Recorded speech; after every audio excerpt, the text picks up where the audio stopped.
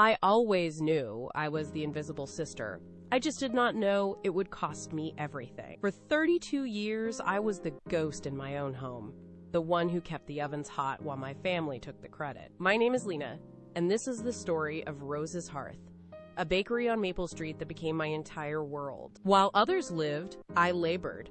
I was the engine that kept the shop running, the hands that kneaded the dough long before the sun touched the pavement. My family walked through the rooms as if I were part of the architecture, a fixture as silent and permanent as the brick walls. They took the applause, and I took the flour. I spent my youth in the dark, waking up at 4 in the morning to the hum of the refrigerator. I did not go to college. I did not go to parties. I stayed behind, scrubbing the counters and watching the yeast bloom, waiting for a moment that never seemed to arrive. Until the day I decided to stop being a ghost. Until the day I took back what was mine, with flour on my hands and a secret they never saw coming.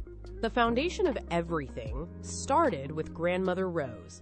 She opened the shop in 1972, a space where the floor tiles were perpetually cracked and the screen door slammed with a rattle that vibrated through the entire building. It was not a polished place, but it was alive. Rose baked bread that drew people from 3 towns over loaves that made grown men stop in the middle of the street to weep. I spent my childhood watching her. She never used a timer. She did not need one.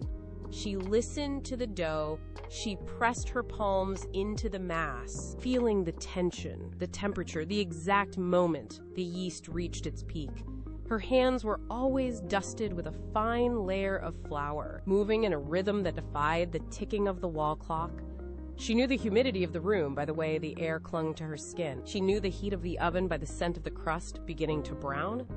I watched, I learned, and I waited. When Grandmother Rose passed, the rhythm of the shop broke.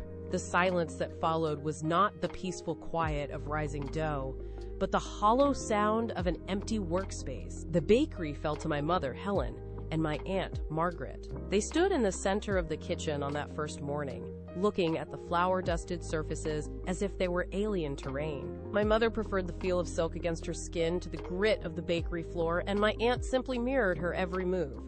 They did not touch the mixers. They did not check the temperature of the ovens.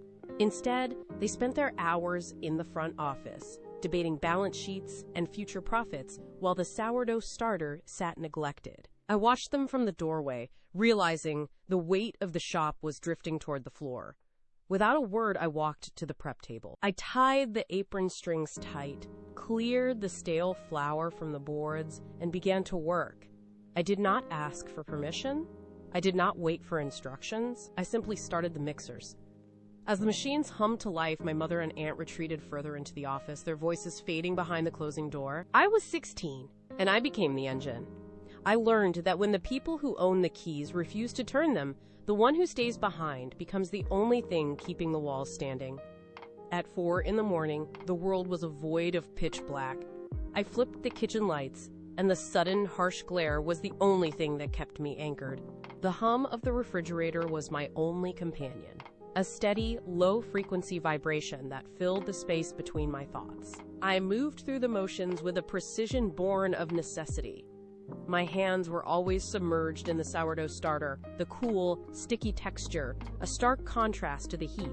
While my friends were choosing dresses for prom or planning weekends away, I was scraping dried dough from the floorboards. I missed the laughter of the high school hallways. I missed the feeling of being part of a crowd. Instead, I had the scent of caramelizing sugar. I did not go to college. The bakery demanded a constant physical presence that no classroom could offer. I learned to read the bloom of yeast in warm water like a map of my own future. My skin grew rough, my back ached from the hours of standing. I was the ghost in my own home. I gave up the light of the sun for the glow of the oven, and I did it because the dough had to rise. While I was buried in the daily cycle of heat and flour, my sister Celeste was living a different life. She was the golden child, the one destined for the world beyond Maple Street. Every semester, the bakery sent checks to her university, draining the very profits I worked to generate. I scrubbed the ovens until my knuckles were raw, knowing that my sweat was paying for her tuition and her freedom. Then, she returned. She walked into the kitchen with a clipboard tucked under her arm, her presence shifting the air in the room. She looked at the flour-dusted surfaces and the heavy mixers not as tools of a craft, but as data points on a spreadsheet. She spoke of modernizations and efficiency, her voice sharp and detached. She stood in the center of the workspace, pointing at walls and calculating margins, while I stood by the sink, cleaning the remnants of the morning shift from my arms. She treated the shop like a failing experiment. Celeste did not stop at suggestions. She brought rolls of bright blue tape and began marking the floor, dictating where the new equipment would go. She stood by the main oven, tapping her pen against the metal, and told me to move the cooling racks to the basement. Her tone was that of a manager addressing a temporary laborer, not a sister speaking to family. She pointed at the antique display cases, calling them relics. Every time she spoke, she erased a piece of the shop I had spent my life maintaining. I watched her walk through the kitchen, her movements precise and impatient. She never once touching the flour or the dough. She treated the workspace as a blank canvas for her own ambitions. When I tried to explain why the sourdough starter needed the specific temperature of that corner, she simply checked her watch and sighed. She told me that intuition was not a business model. She wanted sleek, automated systems that required no human touch. I stood by the flour bin, my hands gripping the edge of the wood, watching her dismantle the rhythm of my days. The rhythm of the bakery shattered when my mother fell ill. The transition was sudden, shifting the weight of the entire shop onto my shoulders alone. I was no longer just the engine. I was the entire machine. I spent my mornings in the kitchen, pulling trays from the heat, and my afternoons in the sterile fluorescent light of the hospital. While I stood by my mother's bed, adjusting her pillows and listening to the rhythmic beep of the monitors, Celeste remained in the hallway. She was a constant presence in the corridor, but she was never truly there. Her face was always illuminated by the blue glow of her phone screen. She scrolled through emails and tapped out messages, her thumb moving with a speed that suggested she was managing a crisis, though the crisis was clearly not the woman inside the room. I asked her once to help me coordinate the delivery schedule so I could stay an extra hour, but she didn't even look up. She just waved a hand, dismissing the logistics as beneath her notice. She was physically present, yet entirely absent from the reality of our mother's decline.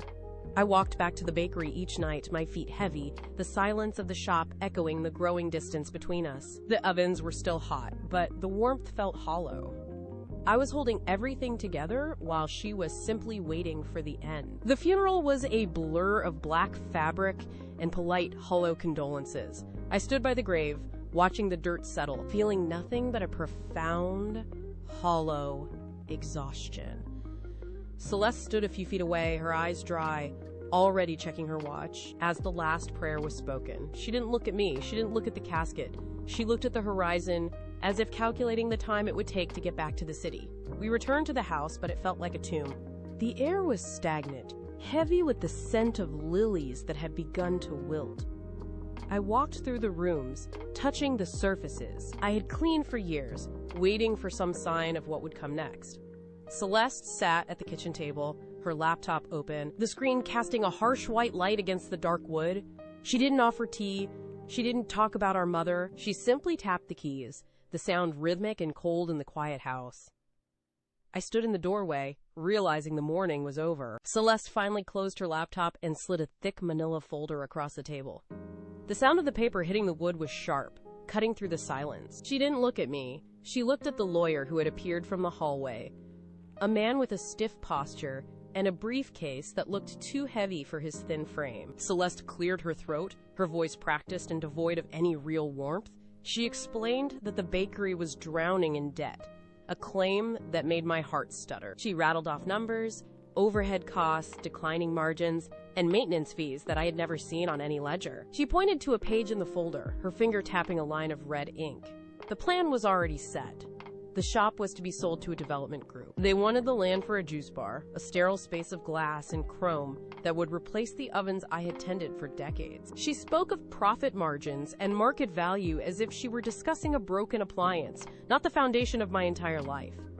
My hands gripped the edge of the table until my knuckles turned white. The reality hit me with the force of a physical blow. Everything I had built, every sacrifice, was being erased in a single afternoon. Celeste stood up and walked around the table, her movements fluid and rehearsed. She reached out, placing a hand on my shoulder, her touch light and entirely devoid of sincerity. "Lena, look at me," she said, her voice dropping into that soft, patronizing tone she reserved for children or the infirm. She told me that this was for the best, that I had been carrying the weight of the shop for too long and that I deserved a fresh start. She spoke of the sale as if she were doing me a favor, a mercy killing for a business that had supposedly outlived its usefulness.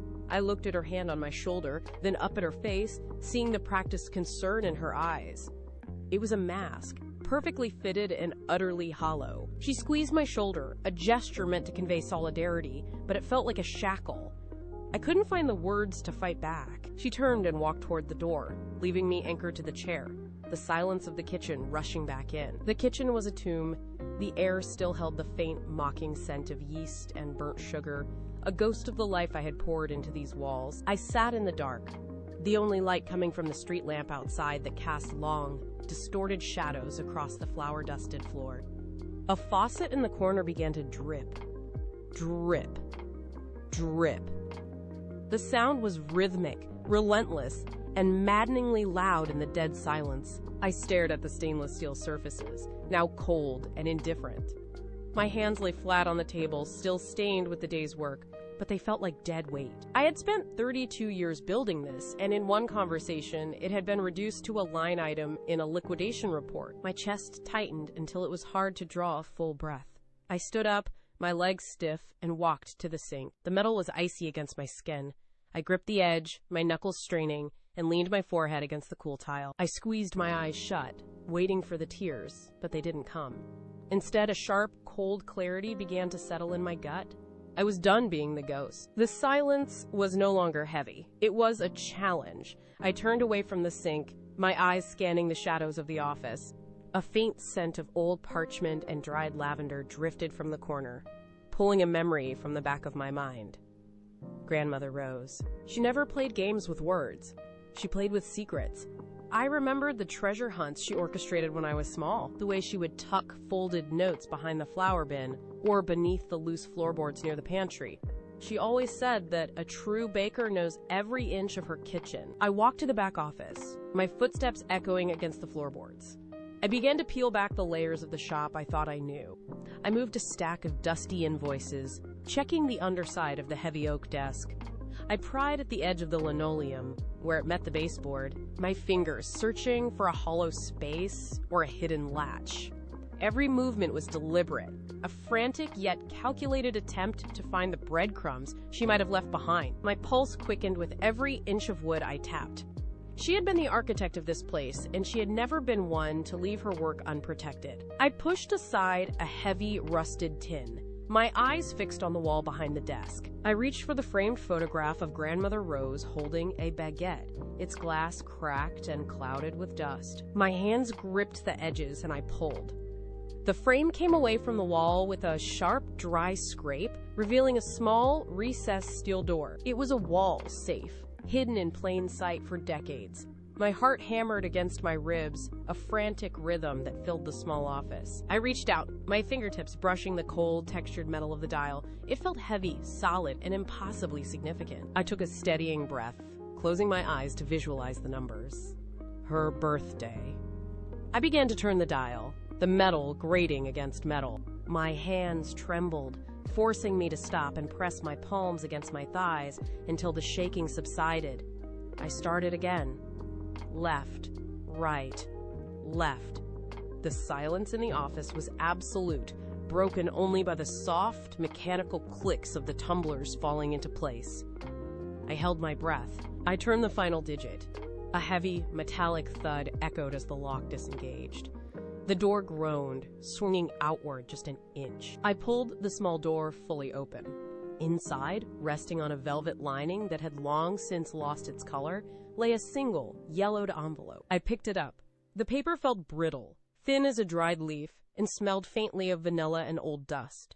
My name was written on the front in Grandmother Rose's looping, confident script. I hesitated, my thumb tracing the wax seal. This was the moment that would decide everything. I broke the seal, the sound sharp in the quiet office, and slid the letter out. My eyes scanned the lines, tracing the ink that had waited 4 decades to be read. "The bakery is a business, but the land is a promise," she had written. I read the words again, letting them sink into the silence of the room. She explained that she had bought the ground beneath the shop separately, a move she kept hidden even from my mother. The realization hit me with the force of a physical blow. I wasn't just the one who scrubbed the floors and kept the ovens hot. I was the guardian of the foundation itself. The power dynamic of my entire life shifted in those few seconds. I held the letter to my chest, the paper crinkling under my grip, and looked out at the dark, empty kitchen. The shop was no longer a cage. It was a fortress. I reached back into the safe and pulled out the document tucked behind the letter.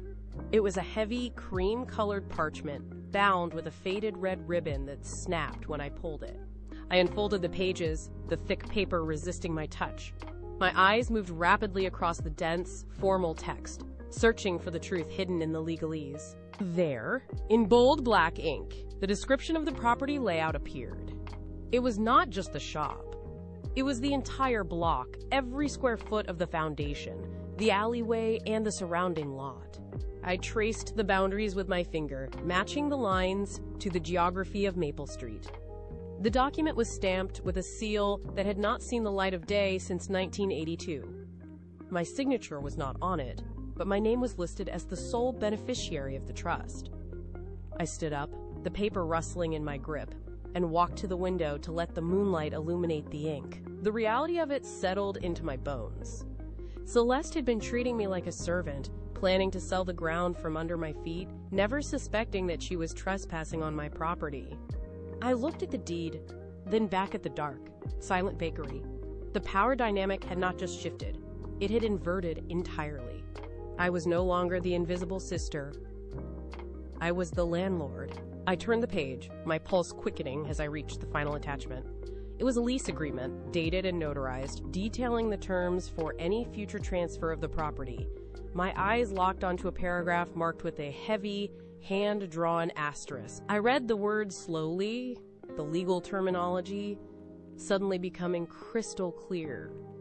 It was a lethal clause. If the business were ever sold without the express, written consent of the landowner, the new owner would be forced to immediately renegotiate the lease at current market rates or vacate the premises within 90 days. I read it a second time, then a third. The implications were devastating for Celeste. No development group would touch this property if they faced a massive rent hike or eviction the moment they took control. The juice bar project was not just a threat, it was a financial trap. I leaned back against the desk, the paper trembling slightly. The power balance had shifted from abstract ownership to absolute tactical control. I folded the document, tucked it back into the envelope. The next 30 days were a study in patience. I returned to the rhythm of the ovens, the heat of the hearth acting as my shield. Every morning at 4, I was there, kneading dough. The secret envelope tucked deep inside the flour bin. Celeste stopped by twice a week, her heels clicking against the cracked tiles like a countdown. She talked about floor plans and smoothie machines, her voice bright with the arrogance of someone who thought the victory was already hers. I listened, nodding, keeping my eyes on the oven door. I watched her check her watch, impatient for the sale to finalize, never noticing the way I held my breath when she turned her back. She was planning a future that no longer existed. I kept the shop clean, the counter scrubbed, and the bread rising, maintaining the illusion of a business in decline. I didn't let a single flicker of triumph cross my face. The dough rose, the timer ticked, and the silence in the kitchen grew heavy with the weight of what was coming. The morning air was still thick with the scent of yeast when the bell above the door chimed with a sharp, impatient ring. Celeste walked in, flanked by 2 men in dark suits who didn't look at the shelves or the bread. They looked at the walls, their eyes scanning for profit margin. One of them pulled a laser measure from his pocket, the red dot dancing across the cracked tiles. He didn't ask permission. He just pointed at the counter and spoke, his voice booming in the quiet space. He talked about tearing out the ovens to make room for a high-end juice bar, his tone dismissive, as if the history of this place was just debris to be cleared away. They discussed smoothie machines and industrial blenders, debating the placement of plumbing as if the shop were already a hollow shell. Celeste stood by, nodding at every word, her expression one of practiced superiority. She didn't look at me, she didn't look at the hearth. She was already living in the version of this room that existed in her head, one stripped of its soul and filled with chrome. The developers walked through the kitchen, their heavy shoes scuffing the floor, their voices echoing off the ceiling. I stood by the flower bin, my hands still, watching them dismantle my life with their words. The lead developer stopped his pacing and tapped the center of the main prep table. He gestured for me to move, his hand waving dismissively. Celeste stepped forward, her movements precise and practiced. She pulled a thick folder from her bag and laid it flat on the wooden surface. She didn't wipe it away. She just smoothed the document down with her palm, leaving a faint white print on the legal text. She looked at me then, her head tilted just enough to signal her pity. It was that patient, condescending smile she had worn since childhood. She reached into her bag again and produced a heavy silver pen. She placed it carefully on top of the contract, right next to the signature line. The silence in the shop turned brittle. One of the developers checked his watch, his foot tapping against the floorboards. Celeste leaned in, her voice low and smooth. "It is for the best, Lena," she whispered. "Just sign here." She pushed the pen toward my hand, her eyes locked on mine, waiting for the obedience she had always taken for granted. I looked at the silver pen. It caught the morning light, cold and sharp. I did not reach for it. Instead, I placed my palms flat against the wooden table and pushed the contract back toward her. The paper slid across the flour-dusted surface, coming to a stop against her knuckles. Celeste blinked, her smile faltering. She reached out to pull it back, but I held my ground, my hands steady. I did not say a word. The silence in the bakery deepened, turning from brittle to suffocating. One of the developers stopped tapping his foot. He looked from the contract to my face, his brow furrowing. Celeste let out a short, sharp breath, her composure fraying. "Lena, do not be difficult," she said. I simply shook my head. I took my hand off the table and folded my arms. The pen rolled off the edge and hit the floor with a hollow clatter. They were looking at me now, as an obstacle. I reached into the deep pocket of my apron and pulled out the yellowed envelope. It felt heavy, weighted with 40 years of silence. I held it out, not toward the developers, but directly to Celeste. She stared at it for a moment, her brow furrowed, before her fingers tentatively brushed the aged paper. She took it from me, her movements jerky and uncoordinated. The room was so quiet I could hear the faint, dry rasp of the envelope flap, tearing open. She pulled out the single sheet of paper inside. Her eyes scanned the first few lines, then darted back to the top, reading them again. The color began to bleed from her face, starting at her cheeks and leaving her skin a stark, bloodless gray. Her hands began to tremble, the paper rattling against the silence of the shop. She stopped breathing for a heartbeat, her mouth slightly parted as the implications of the deed settled into her mind. She looked up at me, but her eyes weren't seeing the room anymore. They were fixed on the reality of her own undoing. The developers shifted their weight, watching as the golden child finally realized she had been playing a game she didn't understand. The lead developer stepped forward, his impatience finally overriding his professional mask. He snatched the paper from Celeste's limp fingers. His eyes raked over the legal text, moving with practiced speed until he reached the bottom of the page. He stopped. His jaw tightened, the muscles in his neck corded with sudden, sharp tension. He read the clause again, his lips moving silently as he processed the words. The second man leaned in, peering over his shoulder, his face darkening as the realization took hold. The air in the bakery grew thick with their rising heat. The lead developer's face flushed a deep, mottled red, his eyes snapping up to mine with a look of pure, unadulterated malice. He crumpled the edge of the deed in his grip, the paper protesting with a sharp, dry crinkle. He didn't look like a businessman anymore. He looked like a predator that had just realized it was caught in a snare. He threw the document back onto the flour-dusted table, the sound echoing like a gunshot. His hands were shaking, not with fear, but with the white-hot intensity of a man who had been outmaneuvered. He spat a curse under his breath, his chest heaving as he stared at the shop walls, seeing the profit margins of his juice bar project disintegrate in real time. The lead developer let out a sharp, jagged breath that sounded like a growl. He turned to his associate, his voice low and serrated, as he spat out a string of curses. They didn't look at me. They didn't look at the space they had intended to gut. They were already finished with this place. The second man kicked a chair aside, the wood scraping harshly against the cracked floor tiles. He grabbed a folder from the counter, his knuckles white, and shoved it into his briefcase with a violent snap of the latches. A stack of printed renderings, smoothie machines, neon signage, and minimalist layouts slid from his grip, fluttering down to settle in the fine white dust on the floor. They didn't bother to pick them up. They turned their backs on the ovens, on the history, and on the woman they had spent weeks dismissing. The screen door rattled violently as the lead developer threw it open, the sound echoing through the shop like a final, angry dismissal. They marched onto the sidewalk without a backward glance, their heavy footsteps fading into the distance of Maple Street. The door swung shut, the latch clicking into place with a hollow, final thud. The shop was quiet again. The silence that followed their departure was heavy, pressing against the walls like a physical weight. Celeste stood in the center of the shop, her posture rigid, her eyes darting between the door and the discarded papers on the floor. She reached out, her fingers hovering over the edge of the counter, but she did not touch the wood.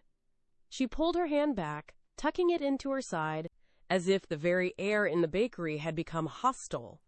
The authority she had carried in the weeks since the funeral had evaporated, leaving behind only a hollow, frantic energy. She looked at me, her gaze searching for a crack in my resolve, but found only the steady, unblinking focus of someone who had been waiting for this exact moment for years. She took a step forward, her heels clicking sharply against the cracked tiles, a sound that lacked its usual confident rhythm. "What am I supposed to do now?" she whispered, the question hanging in the dusty air, stripped of its arrogance. I looked at her, but the words did not come. There was nothing left to explain, no argument to be made, and no comfort to be offered. The air in the bakery was thick with the scent of yeast and the cooling crusts of the morning bake. I turned my back on her and walked to the wooden cutting board. My movements were slow, deliberate, and entirely unhurried. I reached for the serrated bread knife, its handle worn smooth by decades of use. I pulled a fresh baguette from the rack, the crust golden and firm under my palm. I did not look at Celeste. I did not acknowledge the tremor in her hands or the way she shifted her weight, looking for a way to bridge the distance between us. I placed the blade against the bread. The first cut was clean, a sharp, dry sound that cracked through the silence like a gunshot. Crunch. I pulled the knife back and pushed again. Crunch. The sound was rhythmic, steady, and final. Each slice fell away, revealing the soft, steaming interior of the bread. I kept my eyes on the board, watching the crumbs scatter. The silence was not empty. It was filled with the sound of the blade, a cold metallic cadence that left no room for her questions. I sliced again. Crunch. The shop was mine. I set the knife down with a soft click against the wood. The silence that rushed back into the room was different now. It was no longer heavy with anticipation, but absolute in its finality. I turned to face her. She was still standing by the counter, her shoulders slumped, the facade of the golden child finally crumbling into dust. I did not raise my voice. I did not need to. "You thought this was just a bakery," I said, my voice steady, cutting through the stagnant air. "You looked at the walls and saw profit margins, but you never looked at the ground beneath your feet." I gestured to the floorboards, the very foundation that had held us for decades. Grandmother Rose didn't just leave me a business, she left me the earth. Every inch of this block, every crack in these tiles, it is mine. You aren't selling anything, Celeste. You never had the right to. She stared at me, her mouth opening and closing, but no sound came out. She was finally, undeniably, nothing here. Celeste looked toward the door, her gaze lingering on the worn wood, as if searching for an exit that didn't lead to failure. She reached for her bag, her fingers fumbling with the strap, the leather creaking in the quiet. She didn't look back at me. There was no apology, no final plea for understanding, just the hollow sound of her movements. She stepped toward the entrance, her pace uneven, lacking the practiced confidence she had worn like armor for years. She pushed the screen door open. It gave that familiar, sharp rattle, the metal hinges protesting against the morning air. She stepped out onto the sidewalk, the bright light of the street swallowing her silhouette. I watched her walk away, her figure shrinking against the backdrop of Maple Street. She didn't turn around. She didn't glance back at the shop she had tried to dismantle. I stood behind the counter, my hands resting on the cool surface of the wood. The shop felt larger now, the air clearer. I walked to the front counter where the plastic clipboard lay abandoned. It felt cold and slick under my palm, a foreign object in a room built for wood and flour. I unclipped the list of projected profits, the paper crinkling sharply in the silence, and crumpled it into a tight ball. I tossed it into the bin. Next went the glossy brochures, the colorful charts detailing smoothie margins, and the laminated signs that had never belonged here. I swept them off the counter with a single decisive motion. They clattered against the floor, a heap of discarded ambition. I moved to the walls, pulling down the adhesive hooks she had stuck into the plaster to hang her corporate calendars. Each one left a small, jagged scar on the paint, but the walls were finally bare. I took a damp cloth and wiped the surface of the counter until the scent of lemon and old wood returned, erasing the sterile smell of her perfume. I pushed the heavy wooden flour bin back to its rightful place, centering it beneath the window where the morning light hit the grain. The shop breathed again. The modern clutter was gone, replaced by the quiet, heavy weight of tradition. I looked around the room. The space was mine again, stripped of the noise and the numbers, ready for the rhythm of the dough. The alarm clock did not ring. I woke at 4, my eyes snapping open to the familiar, absolute black of the pre-dawn hour. For years, this moment had been a summons to labor for someone else's benefit. I lay still, listening to the house. The floorboards didn't groan under the weight of anyone else's expectations. I sat up, my feet finding the cold floor, and moved toward the kitchen. The air was heavy with the scent of dormant yeast and cooling brick. I reached for the light switch, my fingers brushing the wall. The click was sharp, immediate. The kitchen flooded with a soft, amber glow. I looked at the flour bin. It sat exactly where I had placed it, a solid, immovable anchor. I walked to the refrigerator and pressed my hand against the metal door. It hummed, a steady, rhythmic vibration that felt like a heartbeat. This was not a workspace I was borrowing. The pilot light caught with a soft blue flare. I stood there, watching the flame. The silence was no longer empty. It was mine. I poured the flour onto the wooden table, a white cloud settling into the grain. My hands moved into the mound, fingers spreading wide to feel the texture. It was cool, dense, and demanding. I added the water, the temperature perfect against my skin. As I began to fold, the dough fought back, a stubborn mass that required patience rather than strength. I closed my eyes, letting my muscles relax into the motion. I remembered the way Rose stood here, her shoulders loose, her breath matching the steady, rhythmic slap. I pressed down, felt the resistance give way, and turned the mass over. Fold, press, turn. The rhythm took over, a pulse that traveled from the floorboards. I wasn't just kneading bread. I was communicating with the earth beneath the foundation. Every push was a claim, every fold a promise kept. The dough grew supple, smooth, and elastic under my touch. I didn't need a timer to know when it was ready. I stopped, my hands dusted white, and listened to the silence of the shop. The land was quiet, satisfied, and finally it was mine to guard. 2 years have passed since the developers walked out of my shop. Rose's hearth remains exactly as it was. The floor tiles are still cracked, and the screen door still slams, with that familiar, rattling protest every time a customer enters. I still wake at 4, the rhythm of the oven dictating the pace of my life. The bakery thrives, not because of modernizations or clipboard strategies, but because the bread is honest. Last week, I walked past a chain bakery on the other side of town. The glass was clean, the lighting sterile, and the air lacked the scent of real yeast. Through the window, I saw her. Celeste was behind the counter, pulling a tray of uniform, frozen thawed rolls from a rack. She moved with a mechanical, hurried stiffness, her eyes fixed on the register. She wore a hairnet that flattened her hair, and she checked the wall clock every few seconds. I stood on the sidewalk for a moment, watching her punch a button on the machine to clock in. She looked up, caught my reflection in the glass, and quickly looked away. I didn't stop. I turned back toward Maple Street, where my own oven was already warm, waiting for me to begin again. I returned to the office, the quiet of the shop pressing against my ears. I walked to the wall where my mother's photo hung. I didn't look at it with the warmth of a daughter remembering a lost parent. I looked at it as a map of what I had to survive. Her smile in the frame was polished, the kind of expression designed to keep the peace while the foundation crumbled. I traced the edge of the frame with a flour-dusted fingertip. She had chosen the silk dresses and the easy path, leaving the heavy lifting to me, assuming I would always be the ghost in the background. She had underestimated the weight of the work. I took the frame down, not to hide it, but to see the dust that had gathered behind it. I set it back against the wall, tilted just enough to catch the morning light. It was a marker now, a permanent reminder of the cost of being invisible. I had learned that silence was not a lack of voice, but a strategic pause. It was the space where I built my strength while everyone else was looking at the surface.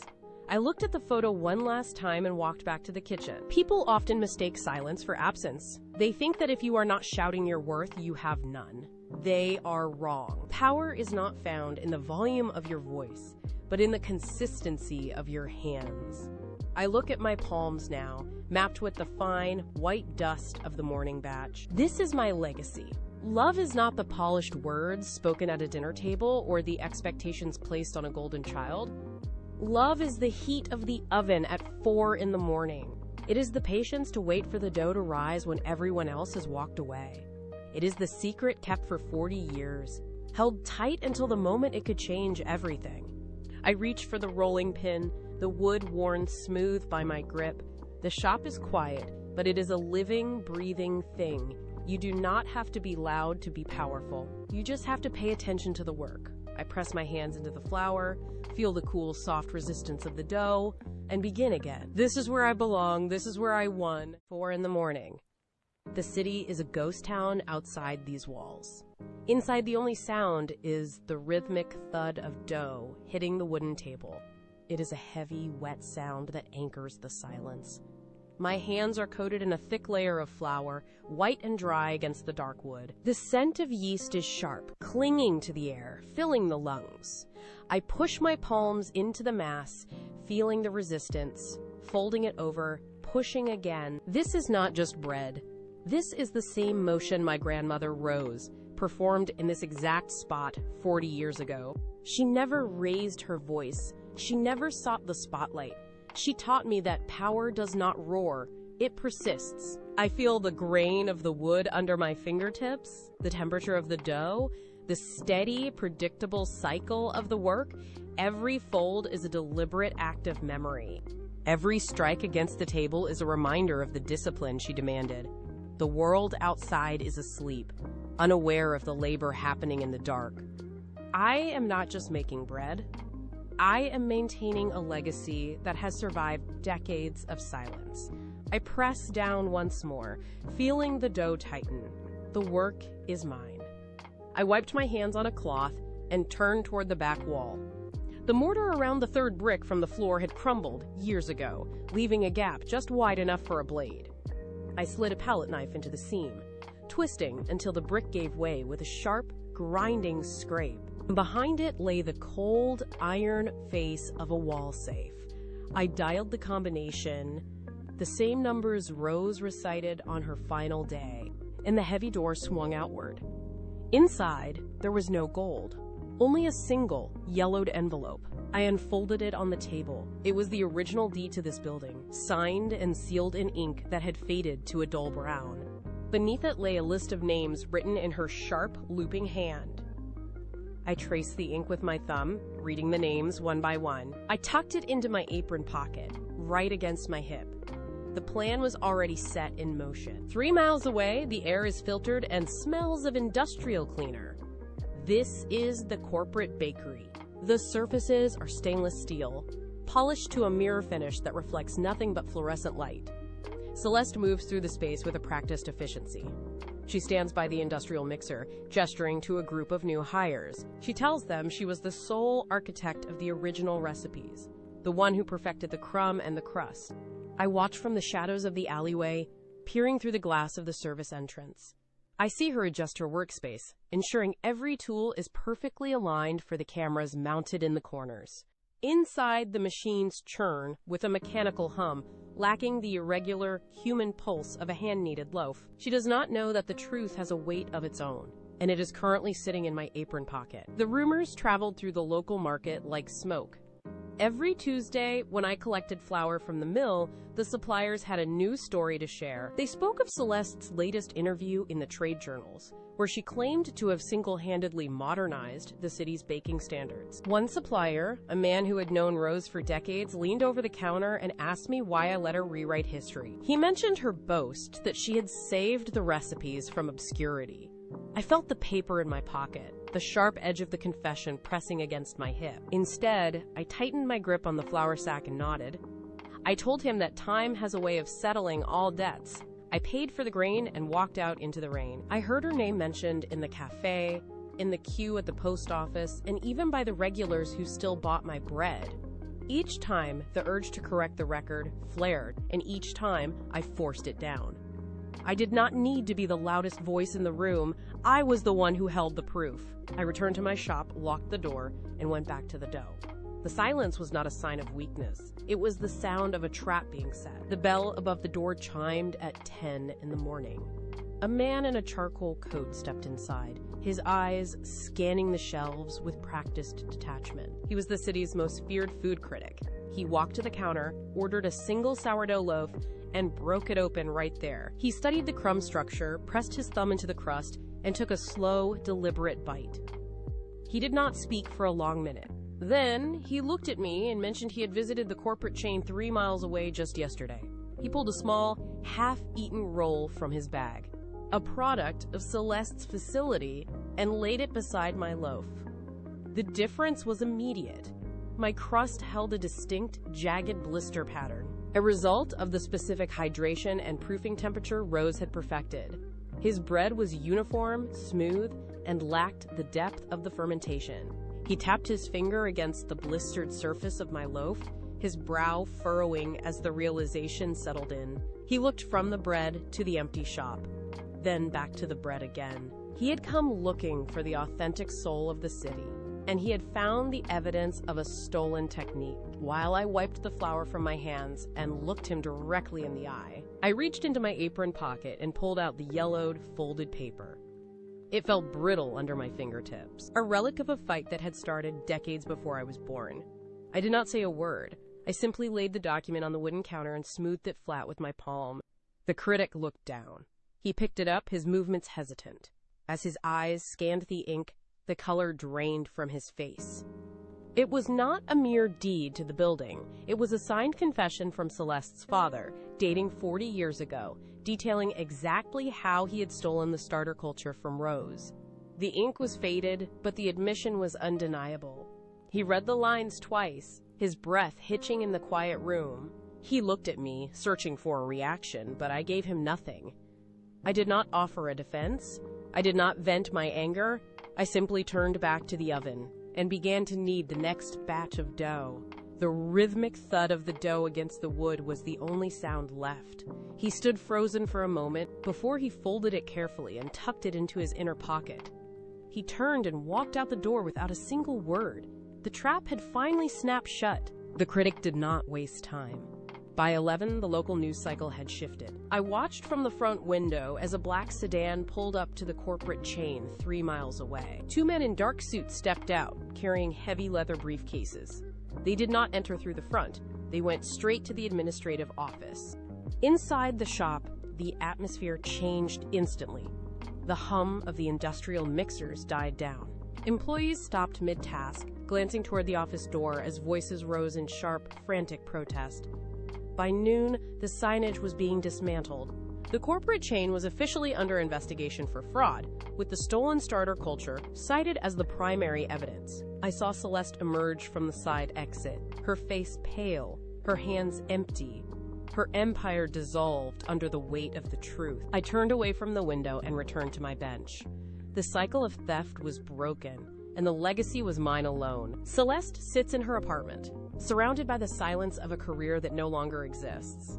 The air is still. She keeps a bowl of flour on her counter, a desperate attempt to recreate the flavor that defined her success. She measures the water to the milliliter, she times the proofing with a digital clock, she follows every technical manual, she mixes, she kneads, she waits. When the loaf comes out of the oven, she breaks it open. The crust is pale, the interior is dense. It lacks the complex, tangy depth of the bread she once claimed as her own. She eats a piece, but it tastes like nothing. She stares at the wall, searching for the missing variable. She believes the secret is hidden in a recipe card. She does not look at her own hands, which have never felt the grit of flour. The bread is just flour and water, lifeless and cold, a mirror of the hollow legacy she tried to build on a foundation of lies. I walk over to the wall by the register and wipe a smudge of flour from the glass frame. My mother's photo stares back, steady and unyielding. I do not miss the years of struggle, but I carry the discipline they forged in me like a physical weight. It is a quiet strength. It does not demand attention, and it does not need to be heard to be effective. If you have been the one standing in the background, the one whose ideas were snatched by the loud voices in the room, listen closely. You are not invisible. You are simply gathering evidence. Every moment you spend perfecting your craft while the world is asleep is a brick in the foundation of your eventual return. The loud ones will always burn through their own momentum, but the work, the real, tangible, honest work, remains. Do not rush the process. Do not fear the silence. The moment will come when you reclaim what is yours, and when it does, the truth will be undeniable. We are always watching. We are always working. And we never forget. The oven timer pings, a sharp, clear sound cutting through the morning air. I turn back to the table, my hands ready, my legacy secure. The sun is beginning to crest over the horizon, and the city is waking up, filled to the smell of fresh bread. The cycle continues, but this time, it is entirely my own. If this story meant something to you, please hit that like button. It helps more than you know. And subscribe to Midnight Confessions. We tell the stories of people who were underestimated and came back stronger. The quiet ones win. And we're just getting started.